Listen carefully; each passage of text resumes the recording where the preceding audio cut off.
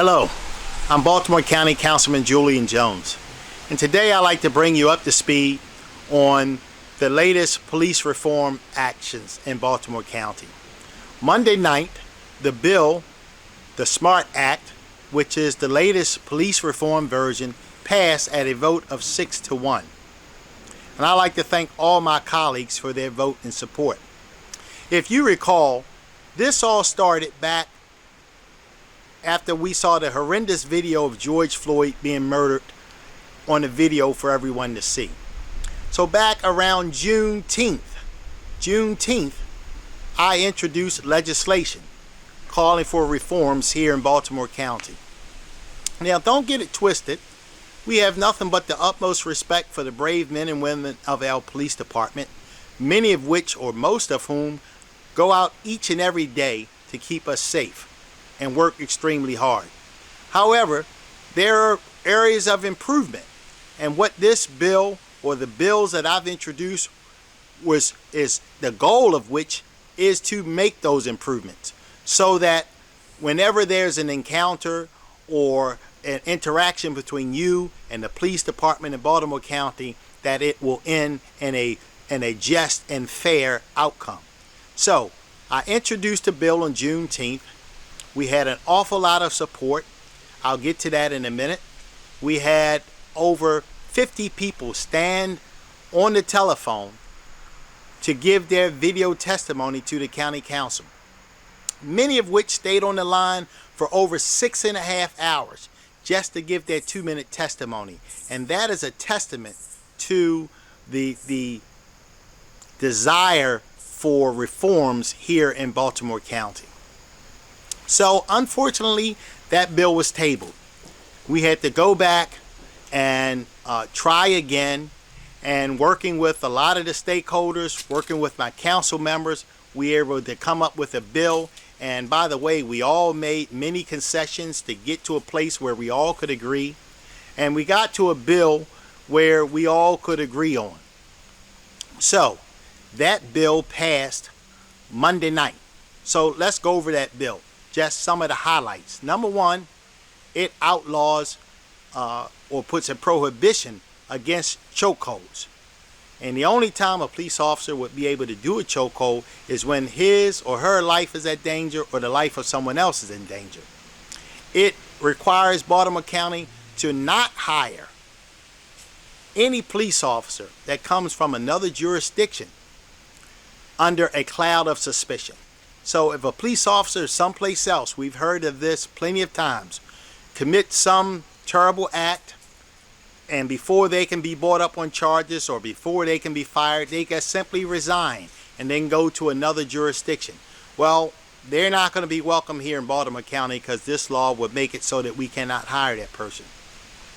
It requires annual training on de-escalation, use of force training, implicit bias, training on how to interact with vulnerable individuals. These are people that are under 18 years of age, people with some type of disability, pregnant women, you name it. So it requires that a police officer intervene when another police officer is using excessive force.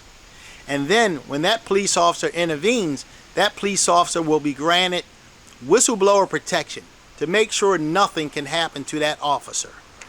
It requires in policies affirming the sanctity of life and the value of all persons. It places limits on physical force and requires reporting of certain uses of force from the police department. It requires that the police chief or her designee on an annual basis come before the county council and the public and provide an overview of the state of policing in Baltimore County, not just the uses of force, but the various crimes and things of that nature, so that we all can have a handle and we all can participate in making our community safer. And of course, it requires the collection and analysis of use of force data and other information, including demographic information, so we can find out who's committing these uses of force and who's actually receiving the force. And it authorizes the police hearing board to have 2 civilians on the hearing board. Unfortunately, we couldn't go as far as we wanted to go there because the law enforcement officer Bill of Rights. And we also talked about the de-escalation training that it's required. So that is a quick overview of the bill. And now I guess like to thank all the people who made this possible. It's been a long journey. We're talking about over 3 months. And I'll start with my council colleagues. I certainly appreciate all your time and effort that you put forward to us passing this bill. I don't even want to count how many hours we talked individually amongst ourselves in groups to try to get to this place. And I know how difficult it was because, some of my colleagues simply did not think there was a problem. So, we had to do a lot of education and a lot of communication. And then I'd like to thank the citizens of Baltimore County. The citizens of Baltimore County, you made your voices heard, you protested, you did it peacefully, you made sure that myself and the other elected officials heard your call for change, and you protested all over Baltimore County, from one end to the other. The students were... I would like to thank everyone who made this bill possible. And the list is very long, so please bear with me. I'd like to start with my council colleagues. Councilman Izzy Patoka, Councilwoman Kathy Bevins, Councilman David Marks, Councilman Tom Quirk, Councilman Wade Catch. I want to thank each and every one of them for their support and their vote. Also, I'd like to thank the county executive, Johnny Olszewski Jr., for his support.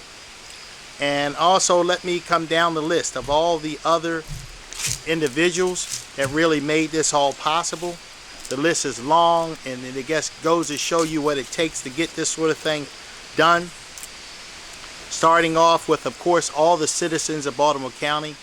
I really appreciate all the citizens who marched, who made their voices heard, who testified, and did everything and marched peacefully all across Baltimore County from one end to the other. All the individuals who called in. And let me go through the list relatively fast because the list is long.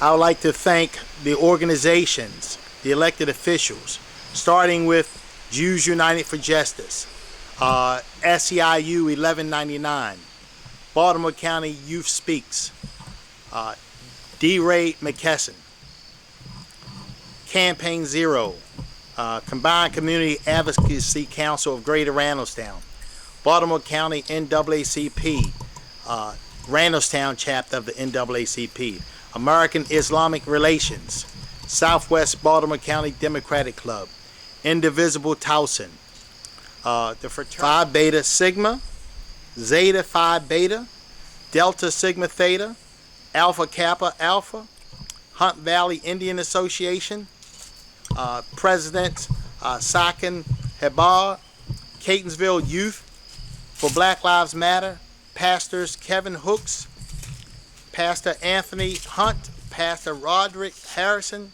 Crystal Francis of the Baltimore County Democratic Central Committee, Peter Naylor Rickus, Turner Station Conservation Team, U.S. Senator Chris Van Hollen, U.S. Senator Benjamin Cardin, Congressman Kwesi Mfume, Speaker of the House of Delegates Adrian Jones, State Delegate Benjamin Brooks, Delegate Eric Ebersol, Delegate Lisa Bell Castro, Delegate Pat Young, Delegate John Cardin, Delegate Carl Jackson, Delegate Dana Stein, State Senator Shelley Heddleman, State Senator Charles Lamb, State Senator Charles Sinor, Delegate Sheila Ruth, Baltimore County Democratic Central Committee members Danny Blunt, Linda Dorsey Walker, Danielle Smith, George White, Professor Larry Gibson, and of course, once again, all the citizens of Baltimore County who came out and made their voices heard.